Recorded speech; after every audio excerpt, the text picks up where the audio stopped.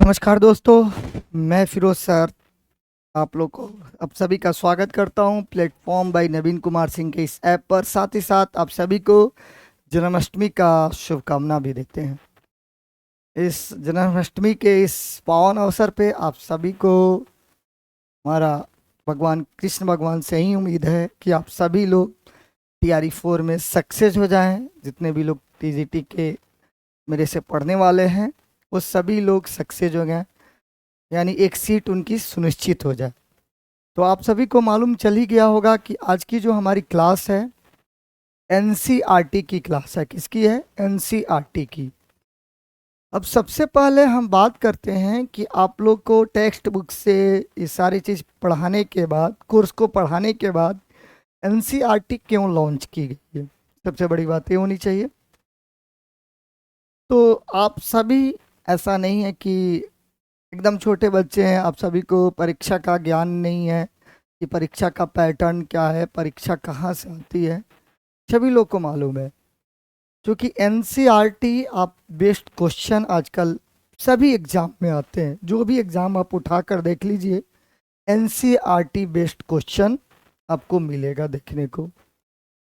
NCERT इतनी important है even every exam के लिए, कोई भी एग्जाम हो, चाहे वो PCS लेवल का हो या UPSC लेवल का हो या वनडे लेवल का हो या SSC लेवल का हो या BPSC TRE 4.0 हो या TRE 1 हो या TRE 2 हो या TRE 3 हो, यानी हम किसी भी लेवल का एग्ज़ाम हो, NCERT आपका 15 से 20 क्वेश्चन आपको इम्प्रूव कर देता है आपके एग्ज़ाम में एक सीट के लिए।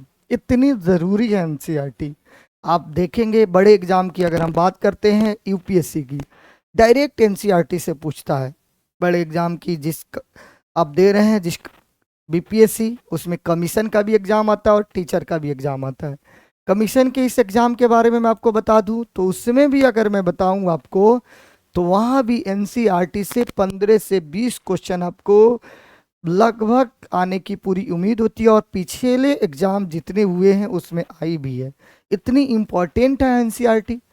इसलिए platform by Naveen Kumar Singh app द्वारा, यानी नवीन सर द्वारा, ये जो NCERT का मुहिम छिड़ी है प्लेटफॉर्म में, एक बहुत बड़ा मुहिम है जो आपके आने वाले किसी भी एग्ज़ाम की आप तैयारी करें। इवन टीचर बनने के बाद भी अगर आप किसी एग्ज़ाम की तैयारी करते हैं PCS लेवल की, तो वहाँ भी ये NCERT काम आएगी।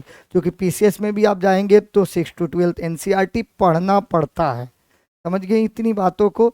तो हम क्यों, क्योंकि आप लोग भी तो NCERT पढ़े ही होंगे, लेकिन हम उसमें क्या बताएंगे। तो देखिए NCERT एक ऐसा बुक है, एक रिसर्चल बुक है, यानी रिसर्च करके उस बुक को मिला है आपको। हम लोग भी जितनी बार उसको पढ़ते हैं उतनी बार, अगर मैं आपसे बात कहूँ तो हमें लगता है कुछ न्यू पॉइंट मिल गए। फिर आप लोग जब पढ़ते होंगे तो समझ में नहीं आती होगी, उसी को हम आपके समक्ष पेश करेंगे समझाते हुए और उसके अंदर से क्वेश्चन निकालते हुए। इसलिए ताकि आपसे क्वेश्चन बने और जब एग्जाम में आपका क्वेश्चन आए तो आपसे छूटे नहीं NCERT। और NCERT पैटर्न से ही टेक्स्ट बुक आती है, जहाँ से टेक्स्ट बुक बनता है सब NCERT ही पैटर्न से, आपको अगर कहा जाए तो, यानी NCERT पैटर्न से ही शुरू होती है। NCERT के लाइन से आपको क्वेश्चन मिलता है। तो आज जो हम लोग शुरुआत करेंगे, इसलिए NCERT इतनी इम्पोर्टेंट है, इसलिए आप एक भी क्लास मिस नहीं करेंगे। बहुत अच्छे से मैं आपको समझाऊंगा, बहुत अच्छे से मैं आपको बताऊंगा, एक एक पॉइंट को बताऊंगा, लाइन बाय लाइन बताऊंगा मैं आपको, ताकि इसके बाद आपको दोबारा कभी पढ़ने की ज़रूरत ना पड़े। फिर साथ ही साथ उस लाइन बाय लाइन से मैं क्वेश्चन निकालने की कोशिश करूंगा, जहां से क्वेश्चन आती है उस क्वेश्चन को भी निकालने की कोशिश किया जाएगा, ठीक है ना। तो आप की बात करेंगे तो अभी जो हम क्लास अभी ले रहे हैं 9th क्लास का NCERT का पहला चैप्टर है, जिस चैप्टर का नाम है पालमपुर गांव की कहानी। यानी इस चैप्टर में एक गांव की कहानी बताएगा। एक गांव की कहानी से के माध्यम से जो राइटर है, लेखक है, वो आपको इकोनॉमिक्स के बारे में रूबरू करना चाहता है कि इकोनॉमिक्स होता क्या है, जो आप लोग जानते हैं। तो आइए इसमें देखते हैं कि आप इसमें क्या क्या बात किया है। तो देखिए इस कहानी के बारे में अगर मैं बात कहूँ तो ये कहानी जो है, कह रहा है इस कहानी का उद्देश्य उत्पादन से संबंधित, चलिए ये बहुत अच्छा पॉइंट है। उत्पादन से संबंधित कुछ मूल विचारों का परिचय कराना है। और ऐसे हम एक काल्पनिक गांव, क्या है यानी ये पालमपुर की जो गांव की कहानी है, रियल नहीं, ये एक काल्पनिक गांव के माध्यम से राइटर बताना आपको चाहता है कि गांव ऐसे ही होता है। ठीक है, गांव के बारे में बताना चाहता है। तो उत्पादन और गांव पालमपुर की कहानी के माध्यम से कर रहे हैं। पालमपुर उत्पादन पे अभी हम लोग आएंगे, थोड़ा सा और चीजों को देख लेते हैं। यानी उत्पादन से संबंधित कुछ बातों की बात करेगा, उसके बारे में हम डिटेल आएंगे। पालमपुर में खेती मुख्य क्रिया, यानी कहना चाहता है कि यहाँ का जो मुख्य क्रिया, मुख्य जो काम है वो क्या है, खेती है। क्या है, यानी ये बताना चाहता है आपको राइटर कि जो पालमपुर गांव है वहाँ का मुख्य जो काम है वो क्या है, तो वो है खेती। क्या है, वो है खेती करना। कौन सा करना, वो है खेती करना, एग्रीकल्चर करना। क्या करना, एग्रीकल्चर करना, खेती करने की बात होती है। और जबकि अन्य कई क्रियाएं, यानी खेती के बाद भी अन्य कई क्रियाएं भी होती है, जिसमें आपको मिलेगा, अन्य कई क्रियाएं होगी जिसमें आपको मिलेगा क्या, तो उसमें आपको मिलेगा लघु स्तरीय विनिर्माण। अभी क्या होता है लघु स्तरीय विनिर्माण, इसके बारे में भी हम बात करेंगे। अभी डेयरी के बारे में बात करेंगे, परिवहन आदि स्तर पर की जाती है। क्रियाओं के लिए विभिन्न प्रकार के संसाधनों की आवश्यकता होती है। विभिन्न प्रकार के संसाधनों की आवश्यकता होती है। तो प्राकृतिक संसाधन, मानव निर्मित वस्तुएं और मानव प्रयास, मुद्रा आदि। यानी पालमपुर की कहानी से हमें विदित होगा कि गांव में इच्छित वस्तुओं और सेवाओं की उत्पादित करने के लिए विभिन्न संसाधनों को किस प्रकार समायोजित किया होता है, समायोजित होते हैं। अब देखिए इसके की पॉइंट की अगर मैं बात करूं, तो इसका जो की पॉइंट की अगर मैं बात करूं, की पॉइंट, तो उस की पॉइंट में आपको मिल रहा है उत्पादन से संबंधित। यानी हमें उत्पादन के बारे में जानना है कि उत्पादन, और यहाँ से क्वेश्चन भी आने की पूरी उम्मीद होती है। फिर इस बार कौन सा लघु स्तरीय की बात करेगा, लघु लघु स्तरीय, कौन से लघु स्तरीय, यानी लघु स्तरीय विनिर्माण, विनिर्माण विनिर्माण लघु स्तरीय विनिर्माण। उसके साथ अगर हम बात करें तो आपको देखिएगा यहाँ पे डेयरी, परिवहन, सीमित। तो चलिए हम एक एक चीज को बात करते हैं।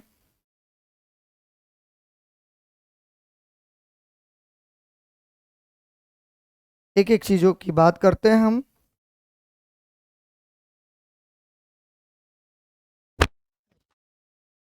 चलिए ठीक है, तो उत्पादन की बात करते हैं।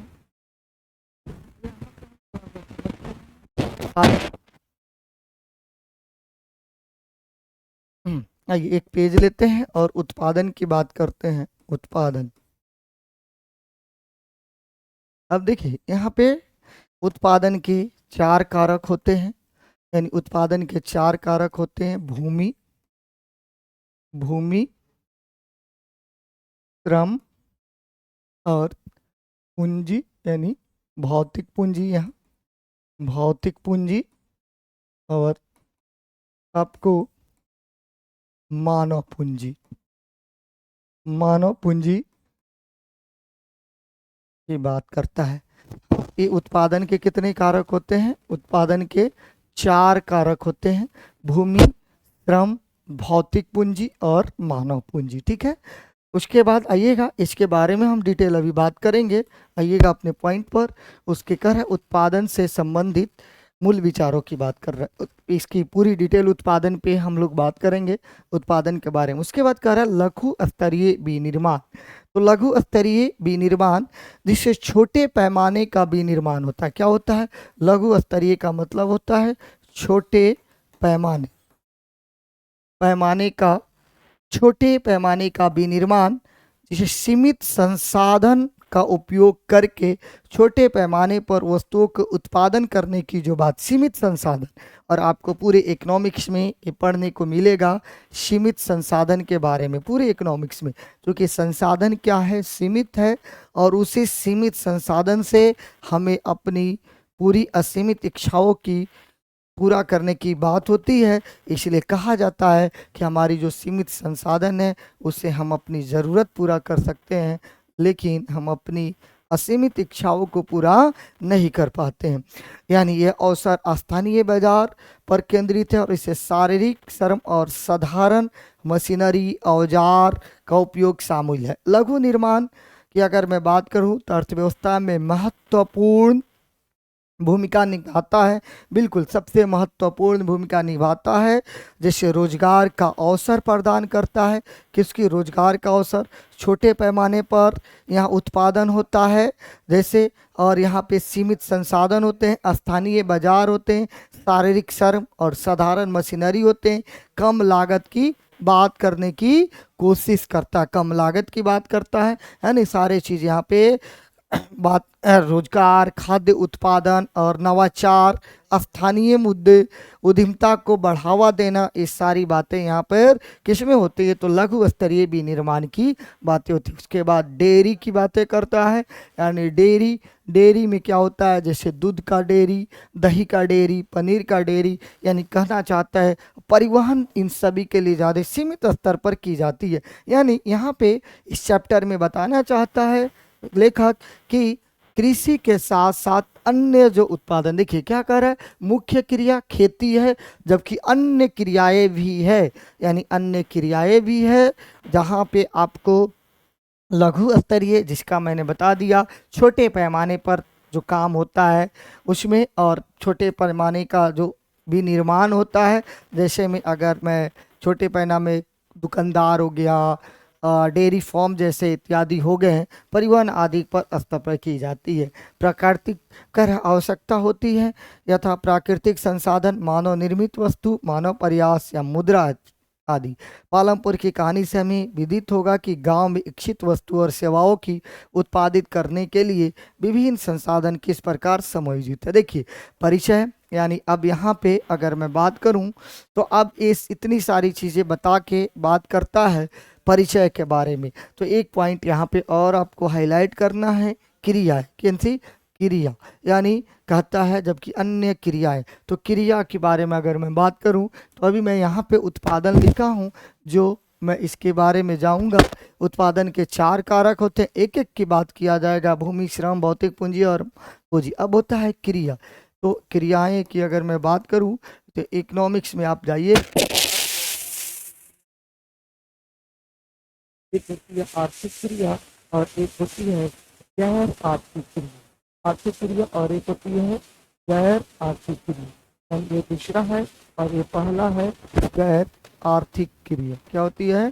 गैर आर्थिक क्रिया होती है, ठीक है। अब देखिए कह रहा है में हम मुद्रा का लेन देन यानी आर्थिक गतिविधियां शामिल होती है।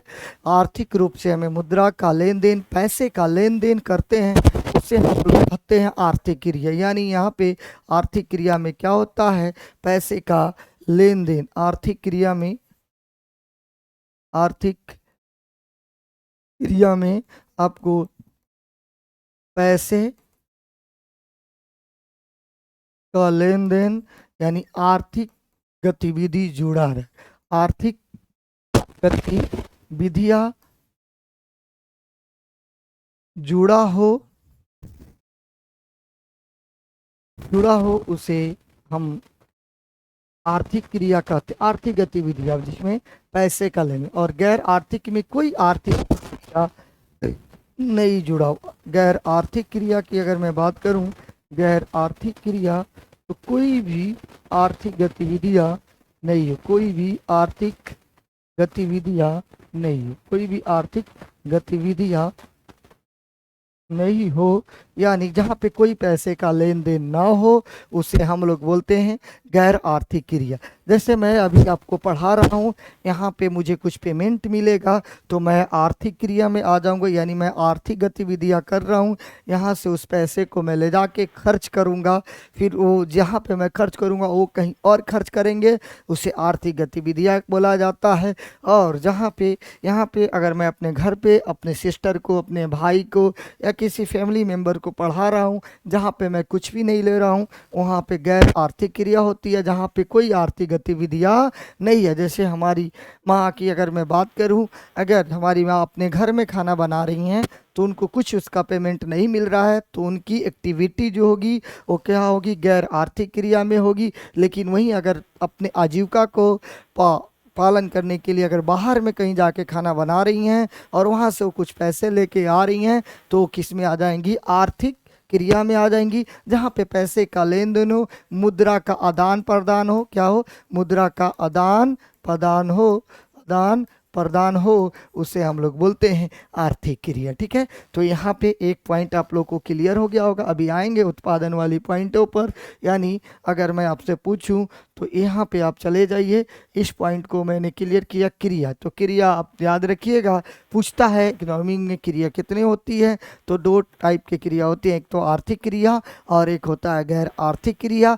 आर्थिक क्रिया मुद्रा से संबंधित होती है, यहाँ पे आर्थिक गतिविधियाँ होती है, जबकि गैर आर्थिक क्रिया मुद्रा से संबंधित नहीं होती है, वहाँ पे कोई आर्थिक एक्टिविटी यानी कोई इकोनॉमिक एक्टिविटी नहीं होती है। ठीक है, तो इन बातों को क्लियर है।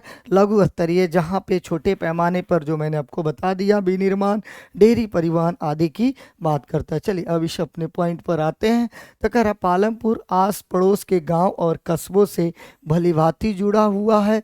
एक बार गांव रायगंज पालमपुर से 3 किलोमीटर की दूरी पर है। प्रत्येक मौसम में सड़क गांव को रायगंज या उससे आगे निकटतम छोटे कस्बे शाहपुर से जोड़ती है, और सड़क गुड़ और अन्य वस्तुओं से लदी हुई बैलगाड़ियों, भैंस बागी से लेकर अन्य कई तरह के वाहन जैसे मोटरसाइकिल, जीप, ट्रैक्टर, ट्रक तक भी देखे जाते हैं।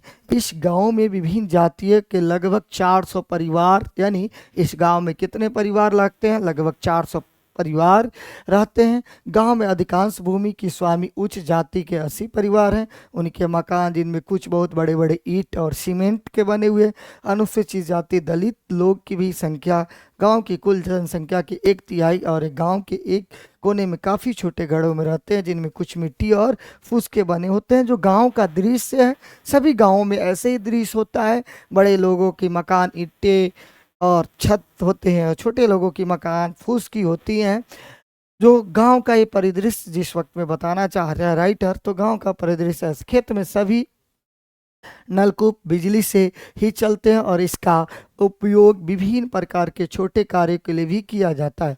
पालमपुर में 2 प्राथमिक विद्यालय भी है। देखिए एक ऐसा गांव है, बहुत अच्छा भी गांव के बारे में बताना जा, जहाँ पे 2 प्राथमिक विद्यालय है। कितने, 2 प्राथमिक विद्यालय हैं और एक हाई स्कूल भी है। गांव में एक राजकीय प्राथमिक स्वास्थ्य केंद्र है और एक निजी औषधालय भी है, जहां रोगियों का उपचार किया जाता है। एक ऐसा गांव है।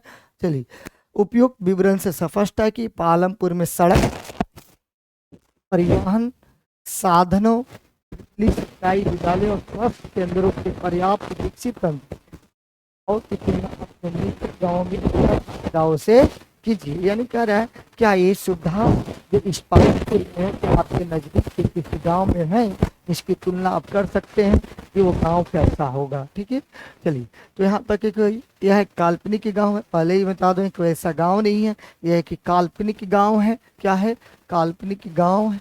पालमपुर की कहानी है। हम किसी भी गांव में विभिन्न प्रकार की उत्पादन संबंधी गतिविधियां के बारे में बताएंगे। भारत के गांव में खेती उत्पादन की प्रमुख गतिविधियां हैं। उत्पादन गतिविधियां जिन्हें गैर कृषि क्रियाएं कहा जाता है। क्रियाएं आप लोग समझ जाए, गैर कृषि क्रियाएं का मतलब होता है जो कृषि के अलावा क्रिया हो। जैसे में आपको दिया हुआ है लघु विनिर्माण, यानी लघु विनिर्माण छोटे छोटे उद्योग की बात कर रहा है। क्या कर रहा है, लघु विनिर्माण की अगर मैं बात करूं तो छोटे पैमाने पर उत्पादन की अपेक्षाकृत लघु उत्पादन के उपयोग की जाने वाली संसाधन सीमित है। पूंजी, श्रम, मशीनरी स्थानीय बाजार लघु निर्माण में अवसर स्थानीय बाजार पर केंद्रित है, जिसका अर्थ होता है स्थानीय ग्राहक। शारीरिक श्रम यानी छोटे छोटे उद्योग, जैसे दुकान हो गई, कोई इस गांव में आप पढ़िएगा तो प्राचून की दुकान जैसे दिया है, परिवहन, दुकानदारी आदि भी शामिल है। हम उत्पादन के बारे में कुछ सामान्य बातें जानने के बाद इन्हें दो प्रकार की क्रियाओं पर विचार करेंगे। उत्पादन के संगठन, उत्पादन के उद्देश्य से वस्तु और सेवाएं उत्पादित करना जिनकी हमें आवश्यकता होती है। वस्तु और सेवाओं के उत्पादन के लिए चार चीज़ों की आवश्यकता होती है। भूमि, यानी किसी भी चीज़ की उत्पादन करना है तो उत्पादन के चार कारक होते हैं। कितने होते हैं? उत्पादन के चार कारक होते हैं उत्पादन के। जैसे मैं आपसे बात करूं, ठीक है, आप कोई भी चीज़ उत्पादन करने जा रहे हैं तो आपके मन में क्या होना चाहिए? तो पहला होना चाहिए भूमि होना चाहिए। क्या होना चाहिए? भूमि होना चाहिए। यानी दिमाग में आपको क्या होना चाहिए? प्लेस होगा, जगह होगा जहाँ पे आप अपनी फैक्ट्री, अपनी दुकान या कुछ भी बैठाएंगे। तो पहला जो आता है भूमि आता है। एक एक के बारे में अब मैं बात करूँगा आपसे। दूसरा अगर मैं बात करूँ तो दूसरा आपको क्या चाहिए? दूसरा श्रम चाहिए। और क्या होना चाहिए? उस पे काम करने वाले दोनों श्रम चाहिए। तीसरा अगर मैं बात करूँ तो क्या चाहिए? भौतिक पूंजी चाहिए। क्या चाहिए? भौतिक पूंजी चाहिए। तीसरा क्या चाहिए? तो तीसरा जो चाहिए वो चाहिए भौतिक पूंजी चाहिए। क्या चाहिए? भौतिक पूंजी। और चौथा जो है मानव पूंजी चाहिए। क्या? मानव पूंजी, या इसी को हम लोग संगठन भी बोलते हैं। क्या बोलते हैं? इसी को हम लोग संगठन भी बोलते हैं, इसी को हम लोग जोखिम भी बोलते हैं, या इसी को हम लोग उद्यमशीलता भी बोलते हैं। क्या बोलते हैं? इसी को हम लोग उद्यमशीलता भी बोलते हैं। तो इसके बारे में भी हम बात करेंगे, लेकिन पहले हम बात करें भूमि का। किसके बारे में बात करें? तो भूमि के बारे में बात करें, यानी कहना चाह रहे हैं भूमि। तो भूमि के बारे में यहाँ पे बात हो रही ऑल नेचुरल रिसोर्सेस। कौन से? जितने भी नेचुरल रिसोर्सेस हैं, प्राकृतिक संसाधन हैं, जितने भी प्राकृतिक संसाधन हैं वो सारा क्या है? भूमि में समाहित है। प्राकृतिक संसाधन आपको क्या है? जल है, वन है, खनिज है, यानी जल। अब देखिए ये भूमि जो बना है तो इसमें ऑलरेडी जल समाहित है। ऑल नेचुरल रिसोर्सेज की अगर मैं बात करूं, वन ऑलरेडी है, खनिज है। दूसरी आवश्यकता हमारी श्रम की होती है, जहाँ पे लोग काम करेंगे। कुछ उत्पादन क्रियाओं में जरूरी कार्यों को करने के लिए बहुत ज़्यादा पढ़े लिखे कर्मियों की ज़रूरत होती है। दूसरी क्रियाओं के लिए शारीरिक कार्यों की करने वाली श्रमिकों की ज़रूरत होती है। और प्रत्येक श्रमिक उत्पादन के लिए आवश्यकता का श्रम प्रदान करते हैं। उसके बाद अभी एक एक चीज़ की बात। और तीसरी जो है आवश्यकता भौतिक पूंजी की होती है, अर्थात उत्पादन के प्रत्येक स्तर पर अपेक्षित कई तरह की आगत होते हैं।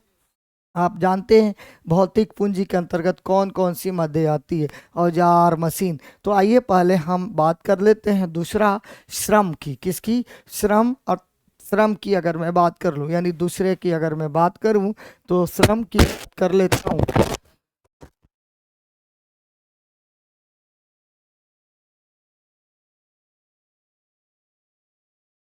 अच्छा ठीक, चलिए। दूसरे अब देखिए हम एक एक बात को बात करते हैं। चलिए, उत्पादन के चार कारक। उत्पादन के चार कारक जो आपको बताया गया है, चार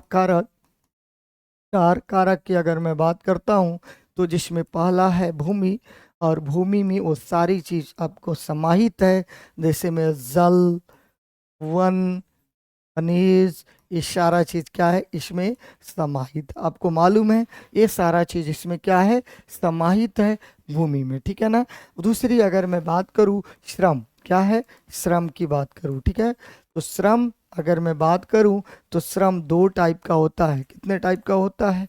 तो श्रम अगर मैं बात करूं तो ये दो टाइप के होते हैं। एक होते हैं शारीरिक शारीरिक और एक शारीरिक श्रम, और एक होते हैं मानसिक श्रम। कौन से? मानसिक श्रम, ठीक है ना। एक शारीरिक श्रम और एक होते हैं मानसिक श्रम, ठीक है। तो अब शारीरिक श्रम और मानसिक श्रम की अगर मैं बात करूं, जैसे में एक कंपनी है, एक कंपनी में दो लोग काम करते हैं, एक अपनी बुद्धि से काम करते हैं और एक अपने शरीर से काम करते हैं। जैसे में एक कंपनी को जो खोल रहे हैं, जो खोल रहे हैं, साफ सफाई कर रहे हैं या कोई सामान इधर से उधर लेके जा रहे हैं, वो अपना शरीर से काम करते हैं।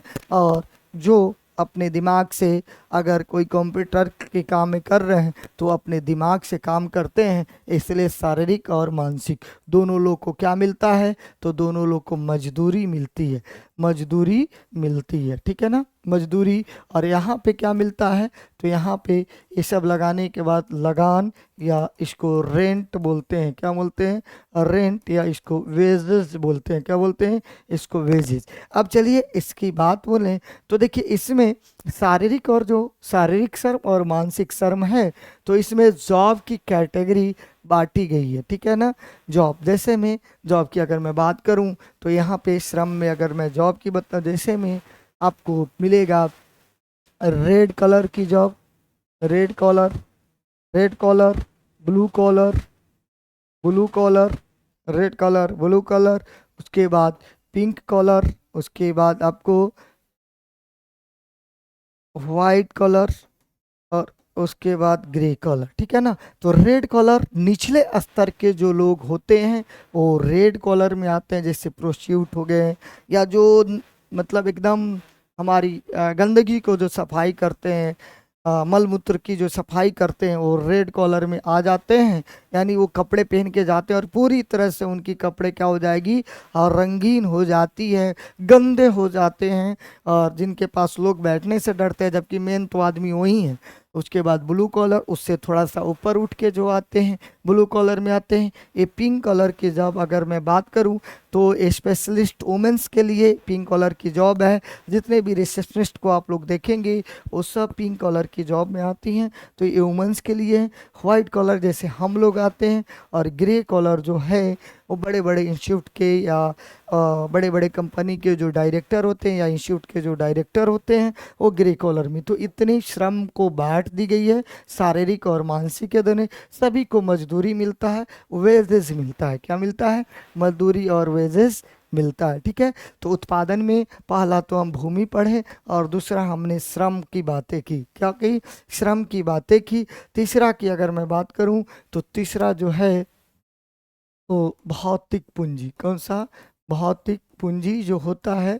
अब भौतिक पूंजी जिसे हम क्या कर सकते हैं, देख सकते हैं, टच कर सकते हैं, छू छू सकते हैं, सभी चीज़ें कर सकते हैं, क्या कर सकते हैं, देख सकते हैं, छू सकते हैं, टच कर सकते हैं, महसूस कर सकते हैं, भौतिक पूंजी कहलाती है।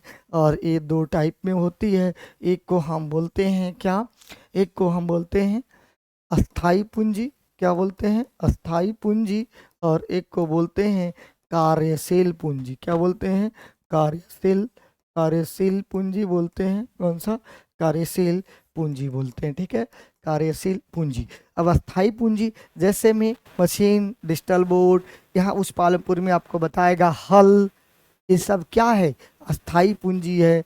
ट्रैक्टर हो गया, ये उस वक्त में अगर खेती करने के लिए बात किया जाए। यहाँ की अगर मैं बात करूँ तो ये हमारा डिजिटल बोर्ड हो गया, जो मैंने एक बार लगाया मुझे बार बार ये क्या दे रही है, तो ब्याज के रूप में लाभ मुझे दे रही है, ठीक है। तो भौतिक पूंजी पर ब्याज मिलता है, क्या मिलता है, ब्याज मिलता है। अब तो स्थायी पूंजी जैसे में मशीनरी, मशीनरी जो मुझे एक बार क्या करना पड़े, लगा दें और उसे बार बार, जैसे ये डिजिटल बोर्ड पे जितने भी सर आएंगे वो क्या मिलेगा, सभी लोगों ने यही डिजिटल बोर्ड मिलेगा जिन्होंने एक बार इन्वेस्ट किया गया, मुझे बार बार ये ब्याज के रूप में प्रॉफिट दे रही। कार्यशील पूंजी जिसके लिए हमें पैसा चाहिए, जैसे अभी हमें कोई चीज़ की ज़रूरत पड़ जाए, अभी मुझे पानी पीने की ज़रूरत पड़ जाए, बाहर से मुझे पानी मंगाना पड़े, या कुछ खाने का मुझे ज़रूरत पड़ जाए, बाहर से मुझे मंगाना पड़े, तो ये सब क्या है, कार्यशील, वह पूंजी जो एक जगह से दूसरे जगह यानी आर्थिक गतिविधियाँ डेली बेसिस पे कर एक जगह से दूसरे जगह में जा रही है, यानी वो अस्थाई नहीं है। यानी जहाँ पे हमारा मुद्रा किसी और मुद्रा पर चले गए उसे हम लोग क्या बोलते हैं, कार्य कर रहा है, उसे कार्यशील पूंजी कहते हैं, क्या कहते हैं, कार्यशील। और चौथा की अगर मैं बात करूं जिसे मानव पूंजी बोला गया है, मानव पूंजी, जिसकी इस बुक में आपको बताया जाएगा कि इसके बारे में डिटेल हम बात नेक्स्ट चैप्टर में करेंगे। मानव पूंजी स्किल्ड से रिलेटेड होता है, कौशल कौशल से स्किल्ड से रिलेटेड होता है। यानी एक मान के चले मैं भी मानव हूँ तो ऐसा मतलब नहीं है पूंजी है, मेरे जैसे स्किल्ड होना चाहिए। जैसे मैं एक एग्जांपल यहाँ पे मैं दूँ, पढ़े लिखे लोगों की बात होती है। स्किल्ड एक एक 2 हेक्टेयर खेत है और यहाँ भी 2 हेक्टेयर खेत है। यहाँ एक राम नाम का आदमी है जो अनपढ़ है और ये पढ़ा लिखा व्यक्ति है। क्या है, यह पढ़ा लिखा व्यक्ति है। तो उसने क्या किया, इसने इसमें जो उत्पादन किया, ये 20,000 का उत्पादन किया और ये अपने दिमाग और कौशल लगाकर 30,000 का उत्पादन कर लिया। तो इसलिए कौशल और अपने दिमाग का यूज किया, अपने पढ़ाई का यूज किया। इस जो स्किल्ड इसका है, जो इसका कौशल है, वही इसका मानव पूंजी कहलाएगा। तो आइए इसके बारे में अगर मैं बात करूं तो उत्पादन के 4 कारक जो है, उत्पादन के 4 कारक जो है, 4 कारक जो है उसको अब मैं ऐसे लिखूं तो पहला है भूमि। भूमि जिसमें आपको मिल जाएगा और जितने भी प्राकृतिक संसाधन है, प्राकृतिक संसाधन इसमें आ जाएगा। जितने भी प्राकृतिक संसाधन आ जाएगा, जैसे में आपको खनिज जल खनिज वन इत्यादि, ठीक है ना, ये सब भूमि में समाहित है। यहाँ पे मिलता क्या है, तो इस सब में क्या मिलता है, भूमि को लगान मिलता है, यानी लगान या रेंट मिलता है, ठीक है। दूसरा की अगर मैं बात करूं तो श्रम। श्रम में 2 टाइप का होगा, एक को बोलते हैं शारीरिक श्रम और एक को बोलते हैं मानसिक श्रम। क्या बोलते हैं, मानसिक श्रम, ठीक है ना। यहाँ पे दोनों पे क्या मिलता है, तो मजदूरी। क्या मिलता है, मजदूरी मिलता है, मजदूरी मिलता है, वेजेस वेजेस, ठीक है। और यहाँ पे अगर मैं बात करूँ, तीसरी अगर मैं बात करूँ तो भौतिक पूंजी। भौतिक पूंजी, ठीक है। भौतिक पूंजी जो 2 टाइप में होता है, एक को बोला जाता है अस्थाई पूंजी, अस्थाई पूंजी, और एक को है कार्यशील पूंजी।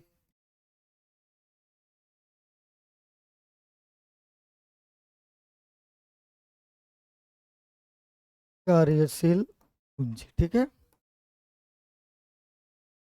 यहाँ पे आपको क्या मिलता है, तो ब्याज मिलता है, क्या ना। और उसके बाद चौथा जो है आपको मानव पूंजी। मानव पूंजी, ठीक है। यहाँ पे आपको क्या मिलता है, तो स्किल्ड कौशल,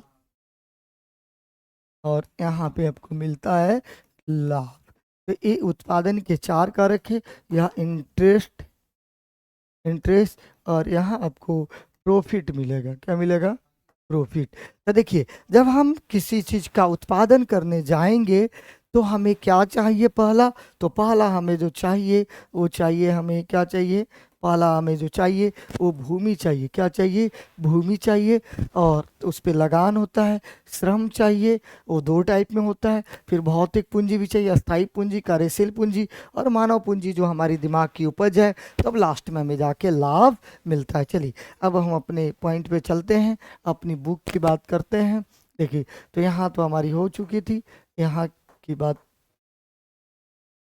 देखिए, तो अब एक आ रहा है भौतिक पूंजी। औजार मशीन भवन, औजार तथा मशीन, अत्यंत साधारण औजार जैसे किसान का हल का भी मैंने नाम लिया। आपको परिष्कृत मशीन जैसे जनरेटर टरबाइन कंप्यूटर आदि आते हैं। औजार और मशीन और भवन का उत्पादन में कई वर्षों तक का प्रयोग होता है, इन्हें अस्थाई पूंजी कहा जाता है, औजार मशीन। और उसके बाद देखिएगा कच्चा माल, यानी वही नगद मुद्रा। मैंने देखिए यहाँ पे आप लोग को बताया भी कि यहाँ पे क्या चाहिए, मुद्रा चाहिए। क्या चाहिए, यहाँ पे आपको मुद्रा क्या चाहिए, यहाँ पे मुद्रा चाहिए। कच्चा माल खरीदना है, जैसे पानी पीना है, कोई चीज़ों की ज़रूरत पड़ेगी, तो वही मैंने बताया। देखिए, कच्चा माल नगद मुद्रा उत्पादन में कई प्रकार के कच्चे माल के, जैसे बुनकर द्वारा प्रयोग किए जाने वाले सूत खरीदना है तो पैसा चाहिए ना हमें, कुम्हार द्वारा प्रयोग किए जाने वाली मिट्टी भी खरीदना है तो हमें पैसा चाहिए, भुगतान करने वाले जरूरी माल खरीदने के लिए पैसे की आवश्यकता होती है, और कच्चा माल तथा नगद पैसे कार्यशील पूंजी कहलाती है। औजार मशीन तथा भवन ये विभिन्न चीजें उत्पादन क्रिया के दौरान समाप्त हो जाती है। एक चौथी आवश्यकता भी होती है, आपको स्वयं उपभोग हेतु, बाजार में बिक्री हेतु उत्पादन करने के लिए भूमि, श्रम और भौतिक पूंजी की एक साथ करने के बनाने के लिए ज्ञान और उद्यम, इसी को मैंने बताया कि देखिएगा इस लाइन पे जाइए, इसी को बोला जाता है। अगर मैं इस लाइन को बता दूं आपको,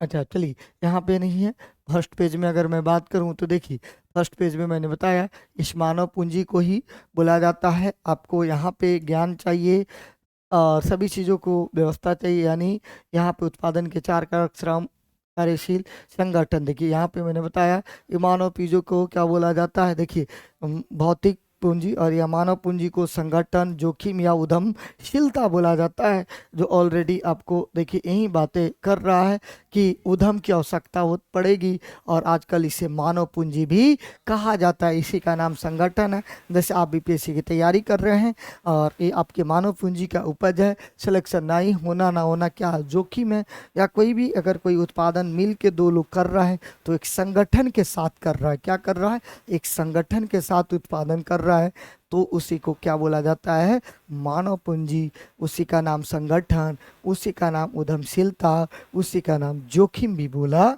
जाता है। ठीक है ना। चित्र में उत्पादन में प्रयुक्त भूमि, श्रम और स्थायी पूंजी की पहचान कीजिए। कह रहा है चित्र है तो ये बिल्डिंग जहाँ पे खड़ा है वो क्या है, वो बिल्डिंग जहाँ पे खड़ा है वो क्या है, भूमि है। ठीक है, और उस भूमि में सभी चीज ऐड ऑन है। ये जो काम करने वाला ये जो व्यक्ति है ये क्या है, श्रम है, और ये जो मशीनरी का जो उपयोग कर रहा है ये अस्थाई पूंजी है। क्या है, ये अस्थाई पूंजी है। तो एक चित्र में आपको दिखाने की बात कहा है। ठीक है ना। चलिए अब आगे बात करते हैं थोड़ा सा। उत्पादन भूमि, श्रम और पूंजी को संयोजित करके संगठित होता है, जिन्हें उत्पादन के कारक कहा जाता है।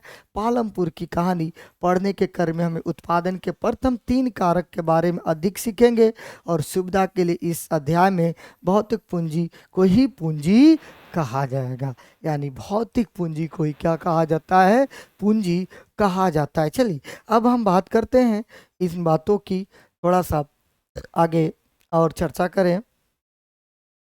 एक सेकेंड। ठीक है, अब चलिए यहाँ पे तो देखिए अब एक क्वेश्चन है यहाँ पे, अगर आपसे क्वेश्चन थोड़ा सा एराइज किया जाए, जहाँ तक आप देखिए अब यहाँ पे पालमपुर में खेती यानी भूमि स्थिर है, इसके बारे में हम डिटेल पढ़ने से पहले थोड़ा सा आते हैं क्वेश्चन एराइज करते हैं। तो यहाँ से अगर एक क्वेश्चन बनता है, जो जहाँ तक हमने अभी पढ़ाई किया वहाँ से एक क्वेश्चन बनता है। क्या क्वेश्चन बनता है, तो एक क्वेश्चन बनता है उत्पादन के प्रमुख साधन कितने हैं। क्वेश्चन देखिएगा, क्वेश्चन यहाँ पे बना रहा हूँ मैं, क्वेश्चन पूछता भी है, पूछा भी है, उत्पादन के बहुत बार पूछा है हर एग्जाम में। उत्पादन के प्रमुख साधन कितने, उत्पादन के प्रमुख साधन कितने हैं, उत्पादन के प्रमुख साधन कितने। ठीक है, ऑप्शन आपके पास है, क्या है, तो ऑप्शन है ए में 3, बी में आपके पास 4, सी में आपके पास 5, और डी में आपके पास देगा उपयुक्त में से, उपयुक्त में से एक से अधिक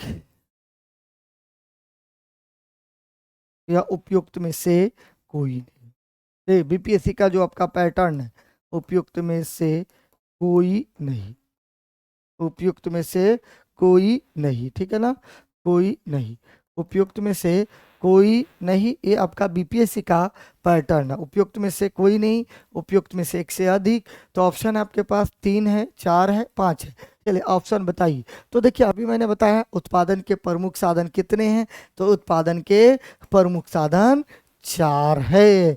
भूमि, श्रम, पूंजी और या इसी को भौतिक पूंजी बोलिए या इसी को मानव पूंजी बोलिए, मानव पूंजी बोलिए। ठीक है, ये आपका एक क्वेश्चन यहाँ राइज होगा। उसके बाद आपसे पूछ लेगा उत्पादन का क्या अर्थ है, उत्पादन का क्या अर्थ है। अगर मैं यहाँ पे क्वेश्चन बनाने जाऊं तो एक क्वेश्चन और भी हो सकता है, उत्पादन का, उत्पादन का क्या अर्थ है, क्या अर्थ है, उत्पादन का क्या अर्थ है। ऑप्शन है आपके पास, नई वस्तु को सृजन करना या उपयोगिता को सृजन करना। ऑप्शन है आपके पास, नई वस्तु को सृजन करना, नई वस्तु को सृजन करना, सृजन करना या उपयोगिता का सृजन करना, उपयोगिता का सृजन करना, सृजन करना। या तीसरा हो सकता है, क्या हो सकता है तीसरा, तो तीसरा उपयोगिता का नशा करना या लाभदायक होना, लाभदायक होना और होना। चौथा ऑप्शन आपको हो सकता है उपयुक्त में से कोई नहीं, में से कोई नहीं या उपयुक्त में से एक से अधिक, या उपयुक्त में से, उपयुक्त में से एक से अधिक, एक से अधिक। ठीक है, तो देखिए नई वस्तु का सृजन करना हो सकता है, उत्पादन का अर्थ होता है, लेकिन उपयोगिता का सृजन करने लाभदायक, तो कोई भी चीज़ उत्पादन होगा तो लाभदायक की तो बात होती है, लेकिन अब इसी में से शुरू करना है कि सबसे इम्पोर्टेंट क्या है। तो सबसे इम्पोर्टेंट आपका क्या है, तो सबसे इम्पोर्टेंट देखना है उपयोगिता का सृजन करना। क्या करना, उपयोगिता का सृजन करना। ठीक है, चलिए और भी क्वेश्चन इसमें क्या बन सकता है, अभी जहां तक हम लोग शुरू किए उसकी मैं बातें कर रहा हूँ। तो उत्पादन का अर्थ क्या होता है, उपयोगिता का सृजन करना। उत्पादन का निष्क्रिय साधन कौन है, निष्क्रिय, बताइए। एक और क्वेश्चन यहाँ पे हम बन सकता है, उत्पादन का निष्क्रिय साधन कौन है। उत्पादन का तीसरा क्वेश्चन, उत्पादन का निष्क्रिय साधन कौन है, निष्क्रिय साधन कौन है, उत्पादन का निष्क्रिय साधन कौन है, कौन है। ऑप्शन आपके पास दे देगा भूमि, ऑप्शन इसमें से दे देगा भूमि, दूसरा ऑप्शन दे देगा आपको संगठन, और तीसरा ऑप्शन आपको दे देगा क्या, तीसरा आपको दे देगा भौतिक पूंजी, भौतिक पूंजी, और चौथा ऑप्शन आपको दे देगा उपयुक्त में से, उपयुक्त में से, उपयुक्त में से एक से अधिक,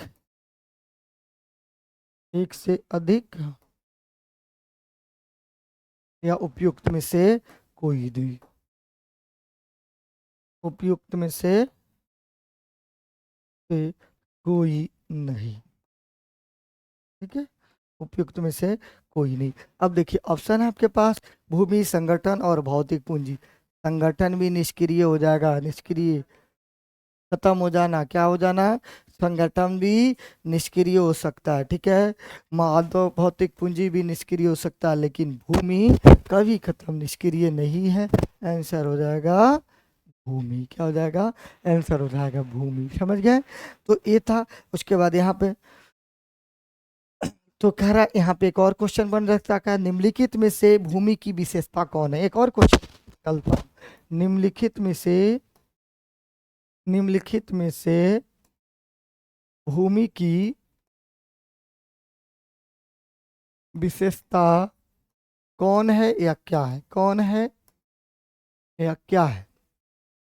पहला ऑप्शन हो सकता है, क्या हो सकता है, तो यह नासवन है, क्या है, यह नासवन है, ये नाशवान है, यह मनुष्य निर्मित है, यह मनुष्य निर्मित है, यह मनुष्य निर्मित है, या तीसरा तीसरा क्या हो सकता है आपके पास, तो उसमें समान उर्वरकता है, क्या है उसमें सामान्य उर्वरकता है, इसमें इसमें समान उर्वरकता है, और चौथा हो जाएगा एक से अधिक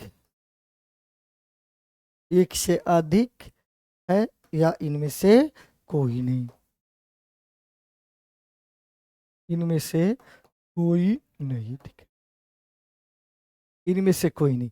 तो देखिए अब आपके पास इतनी सारी चीजें दी है, अब देखिए क्या है, तो भूमि कभी नाशवान है, ये नाशवान विशेषता कौन है, यह नाशवान है, यही इसकी विशेषता है। मानव मनुष्य थोड़े बनाया है, गलत है, इसमें समान नहीं, उर्वरकता है बिल्कुल नहीं, और एक से अधिक तो हो ही नहीं सकता है, एक से अधिक हो ही नहीं सकता है, ठीक है, ठीक है ना। तो चलिए ये था, ऐसे और भी क्वेश्चन आपको निकालने की हम बात करेंगे, ठीक है। अब देखिए यहाँ पे पालमपुर में खेती, भूमि स्थिर है, पालमपुर में खेती का उत्पादन की प्रमुख क्रिया क्या है, काम करने वाले में 75% लोग अपनी आजीविका के लिए खेती पर निर्भर, यानी कह रहा है कि जो 450 लोगों का जो परिवार है, गांव है जो, उसमें से जो काम करने वाले लोग जो हैं उनकी 75% जो लोग हैं अपनी आजीविका यानी जीविका के लिए किस पे निर्भर है, खेती पर निर्भर है। और किसान अथवा कृषि श्रमिक हो सकते हैं, इनका हित खेतों में उत्पादन से जुड़ा हुआ है, लेकिन याद रखिए कृषि उत्पादन में एक मूलभूत कठिनाई, खेती में प्रयुक्त भूमि क्षेत्र वस्तुतः स्थिर होता है। पालमपुर में वर्ष 1960 से आज तक जुताई के अंतर्गत भूमि क्षेत्र में कोई विस्तार नहीं हुआ है। उस समय तक गांव की कुछ बंजर भूमि कृषि वेग भूमि में बदल दिया गया था, और नई भूमि को खेती वेग बनाकर कृषि उत्पादन और बढ़ाने की कोई गुंजाइश नहीं, यानी कह रहा है 1960 से 1960 का दशक याद कीजिए, हरित क्रांति वाली दशक है, इसके बारे में और हम बात करेंगे। यानी 1960 से आज तक जुताई के अंतर्गत भूमि क्षेत्र में कई विस्तार नहीं हुआ, यानी आज तक की बात कर रहा है, यानी उस 1960 में हरित क्रांति की बात, वहां से आज तक की जुताई का अंतर्गत भूमि क्षेत्र में कोई विस्तार नहीं हुआ है, इसकी बात हम बात करेंगे। उस समय तक गांव की कुछ बंजर भूमि को कृषि में बना दिया गया, किसमें, यानी जो बंजर भूमि थे उसको कृषि वेग बना दिया गया, जो खाली था उसको कृषि यानी कृषि का उत्पादन का एक स्रोत बना दिया गया, और उसके बाद भूमि में बदल दिया गया, कृषि वेग भूमि में बदल गया, और नई भूमि खेती वेग बनाकर कृषि उत्पादन और बढ़ाने की कोई गुंजाइश नहीं थी। चलिए, और भूमि को मापने का मानक इकाई हेक्टर होता है, बिल्कुल, अगर भूमि को अगर हम मापते हैं, कोई आपसे पूछे भूमि का मापने का मानक इकाई क्या होता है, तो हेक्टर होता है, क्या होता है, हेक्टर होता है। वो हम आम बोल भाषा में गज में बात करते हैं, बीघा में बात करते हैं, कट्ठा में बात करते हैं, लेकिन मेन होता है हेक्टर। यदि गांव में भूमि का माप कोई मैंने बीघा, गुंठा या कट्ठा जैसे क्षेत्रीय इकाइयों में किया जाता है। 1 हेक्टेयर बराबर 100 मीटर की भुजा वाले वर्ग का क्षेत्रफल के बराबर होता है। क्या आप 1 हेक्टेयर के मैदान के क्षेत्र की तुलना अपने स्कूल के मैदान से कर सकते हैं? अब यहाँ से हम लोग इसकी चर्चा कल करेंगे। तो इस टाइप से मैं आपको एनसीईआरटी पढ़ाऊंगा, और साथ ही साथ इसका मैंने अभी पूरे चैप्टर कंप्लीट नहीं हुआ तब तक मैंने 5 से 6 क्वेश्चन आपको बताया, यानी इसके बाद हम यहाँ से डिस्कशन जो है कल से शुरू करेंगे के क्लास में। तो ये अभी जो इतने भी स्लाइड हम लोग पढ़े, यानी हमने क्या क्या बात किया एक बार देख लेते हैं। तो हमने पालमपुर के गांव की कहानी में हम इसके बारे में जो जो की पॉइंट्स है उसके बारे में मैंने आपको बताया, इसके परिचय के बारे में मैंने आपको बताया, उसके बाद आपको गांव में 400 परिवार के बारे में बातें की, और कितने इसमें परिवार के उसके साथ हम लोग आ गए नलकूप बिजली की उपयुक्त साधनों की बात करें, काल्पनिक गांव है ये जो मैंने आपको बताया। उसके बाद उत्पादन के संगठन, 4 कारक के बारे में मैंने आपको जिक्र किया, 4 कारक का डिटेल मैंने आपको दिया, उस डिटेल में सभी का डिटेल मैंने आपको दिया किससे क्या मिलता है। उसके बाद हम लोग क्या किए, तो डिटेल के बाद हमने आपको क्वेश्चन एराइज किया और लगभग इतने ही टॉपिक से अगर देखा जाए तो मैंने 5-6 क्वेश्चन किया। फिर थोड़े भूमि स्थिर है इसके बारे में मैंने जिक्र किया। और इसका दूसरा पॉइंट जो हम लोग यहाँ पे हम लोग को अगर बात करें तो 1960 में हरित क्रांति की भी बात आई थी, इसके बारे में भी हम लोग डिटेल बात करेंगे कल की क्लास में, ठीक है। तो आज की क्लास हम लोग यहीं रखते हैं, इसी तरह हम लाइन बाय लाइन और इसकी डिटेल स्टडीज आप लोग को कराया जाएगा ताकि क्वेश्चन भी अराइज हो, क्वेश्चन भी मिले आपको और बेहतरीन तरीके से आप क्वेश्चन बना सकते हैं। तो मिलते हैं हम लोग कल। Thank you.